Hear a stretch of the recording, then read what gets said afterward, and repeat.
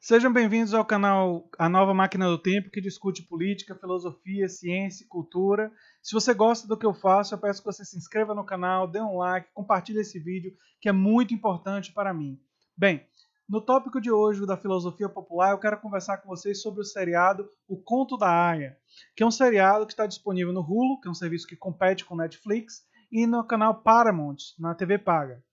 Esse seriado, ele é um seriado baseado num livro da Margaret Atwood, que trata de um futuro distópico dos Estados Unidos.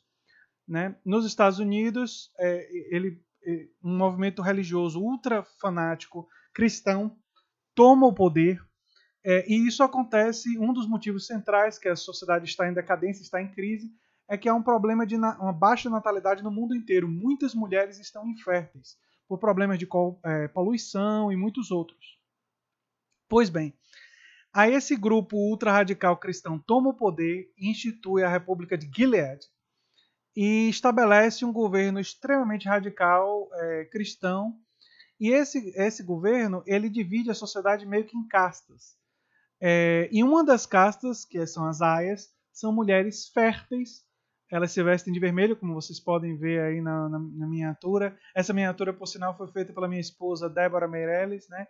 Ficou muito bem legal ali o contraste. Daqui a pouco eu vou dar mais detalhes sobre isso. Mas as aias, elas se vestem de vermelho e elas são as mulheres que são utilizadas para dar os filhos aos comandantes do exército desse grupo fundamentalista cristão. Então elas são colocadas nas casas de mulheres que são inférteis, no casal ali de um comandante e uma esposa dele que são inférteis, e ela é obrigada a ter relações sexuais com o comandante até que ela engravide. E nós vemos o seriado através dos olhos de Offred, que é uma dessas mulheres que se tornam aias porque não eram casadas. As mulheres casadas não se tornam aias. Casadas desde que casadas com um homem. Porque as mulheres que eram casadas com outras mulheres que tinham um casamento gay, esses casamentos não são reconhecidos, logicamente, por um governo ultraconservador de extrema direita como o de Gilead. Bem, tem várias coisas interessantes aí. A própria Margaret Atwood tem várias coisas interessantes. A gente sabe que a Margaret Atwood ela se baseou no fortalecimento do neoconservadorismo nos anos 70 nos Estados Unidos, se baseou na Revolução Islâmica, que eu vou entrar em mais detalhes mais à frente, e ela até se baseou em parte no fato de que tem uma avó dela que diz que tem um parente dela que teria participado das bruxas de Salem. Bruxas de Salem, aquelas mulheres que foram queimadas vivas em Salem por supostamente serem bruxas, né? Que é um dos grandes exemplos dentro dos Estados Unidos de intolerância religiosa extrema. E por que é interessante a Revolução Islâmica, que foi uma das grandes inspirações da Margaret Atwood para o livro e que agora virou seriado de televisão. Bem, a Revolução Islâmica ela tem raízes com o próprio Estados Unidos. Como assim, André? Vocês podem estar se perguntando. Bem, é o seguinte, em 1954, Mohammad Mossadegh era a grande liderança do Irã no mundo. O que eu quero dizer com isso? Ele era visto pelo mundo como uma grande esperança para um Oriente Médio com uma liderança secular, humanista. Ele foi eleito Homem do Ano da revista Time. Enfim. Só que uma das coisas que ele queria fazer era utilizar o dinheiro do petróleo para beneficiar a população iraniana e não dar lucros para grandes empresas multinacionais norte-americanas. O governo dos Estados Unidos não gostou muito disso, as empresas pressionaram e uma operação da CIA, que envolvia um cara chamado Kermit Roosevelt, parente distante do Roosevelt, com dinheiro e usando a mídia e tal, produziram um golpe de Estado e trouxeram de volta o Shah do Irã, que é uma liderança religiosa. E essa liderança religiosa colocou as sementes, né, além de ter dado tudo que as empresas norte-americanas queriam, por isso que ele, inclusive, conseguiu se perpetuar no poder. Ele criou as sementes porque viria a ser a Revolução Islâmica, e a Revolução Islâmica transformou um país que mulheres tinham liberdade, usavam minissaia, estava caminhando para ser um país secular, o Irã, e um país ultra conservador, enfim, colocou todas as mulheres em burcas e, enfim, virou uma teocracia, efetivamente um país teocrático, assim como lamentavelmente, países como a Arábia Saudita. Não é? Então, e ela se baseou nisso para esse risco de uma revolução popular de ultrarradicalismo religioso, de uma perspectiva teocrática assumir o poder. Ela estava vendo no próprio país dela esse tipo de pensamento crescer e viu no exterior, em outro país, esse pensamento chegar a tomar posse do Estado. E em relação aos Estados Unidos, o crescimento do neoconservadorismo, se não chegou ao poder de forma a transformar um Estado totalitário como é a distopia do Conto da Aia, ele levou, por exemplo, a população, mais de 40% da população americana a acreditar que a Terra tem menos de 10 mil anos, algo que a ciência, enfim, é insustentável do ponto de vista científico, ou seja, mais de 40% da população americana simplesmente rejeita o conhecimento científico e rejeita paleontologia, biologia, todos os avanços que foram dados a isso no que tange a idade da Terra. E acreditam em coisas como que a Arca de Noé seria literalmente verdade, enfim. Ou seja, existe um contingente muito grande da população americana que tem uma visão literal da Bíblia. E é muito importante, interessante que esse seriado esteja sendo popular agora, esteja tendo toda essa divulgação nesse momento, porque no momento atual nós temos nos Estados Unidos uma ascensão de um fascismo neoconservador, um protofascismo.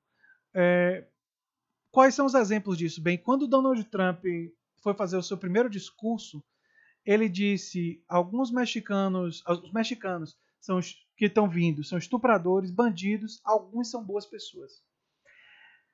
Esse exemplo de xenofobia, de medo e ódio ao diferente, é típico do protofascismo, porque o fascismo identifica na sociedade uma sociedade em decadência e responsabiliza um elemento externo por essa decadência.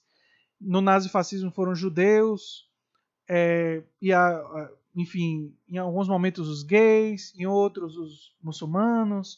Na Itália, por um bom tempo, o fascismo tentou responsabilizar os comunistas. Enfim, o culpado de toda a decadência é o outro. E isso daí tem uma característica clássica, é uma das características clássicas do fascismo.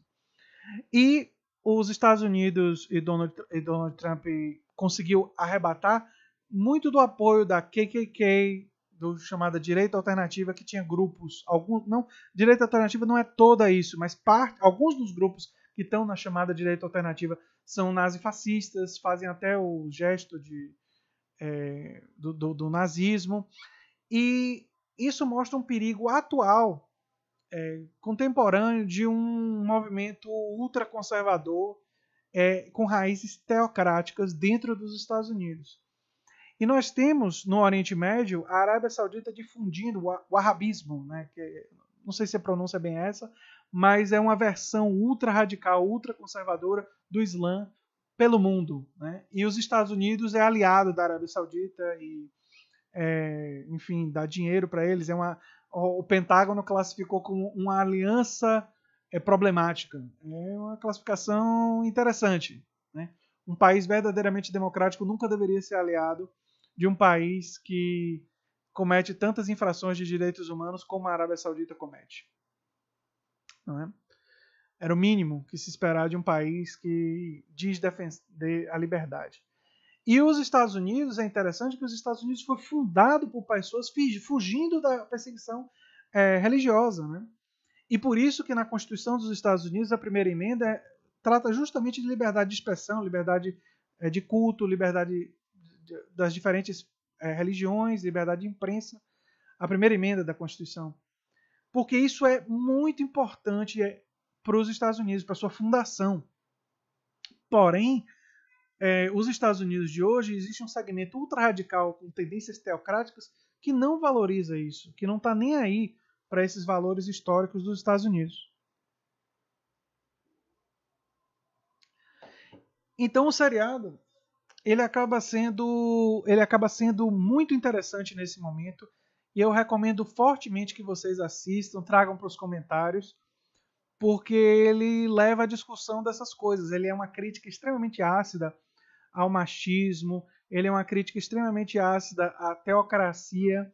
E no momento de hoje do mundo, nós precisamos dessa crítica, né? O Christopher Hitchens tem uma frase, uma coisa que ele diz que eu concordo muito, que ele diz: se você quer libertar um povo, comece libertando as mulheres, permitindo que as mulheres votem. É necessário lutar pela libertação feminina, porque toda vez que você liberta as mulheres podem votar, podem participar da sociedade, podem participar da política. Há um avanço muito grande do ponto de vista social, do ponto de vista, inclusive, há um processo de secularização, enfim. E quando as mulheres são mantidas num papel subalterno, que não podem estudar, que é isso que a maioria desses governos teocráticos fazem, eles submetem as mulheres a um processo de dominação muito complicado, essa sociedade fica presa no tempo. São sociedades que não avançam do ponto de vista científico, tecnológico, cultural, né?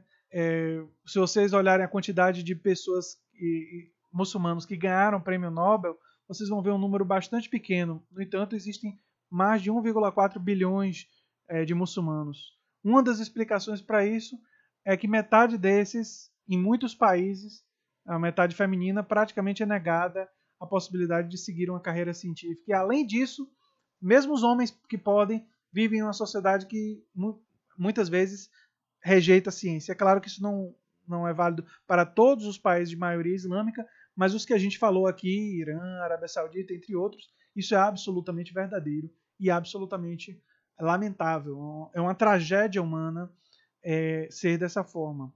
E não é uma tragédia apenas para os muçulmanos, porque avanços desenvolvidos lá poderiam beneficiar a todos nós. Então é uma tragédia para a humanidade que existam tantas teocracias.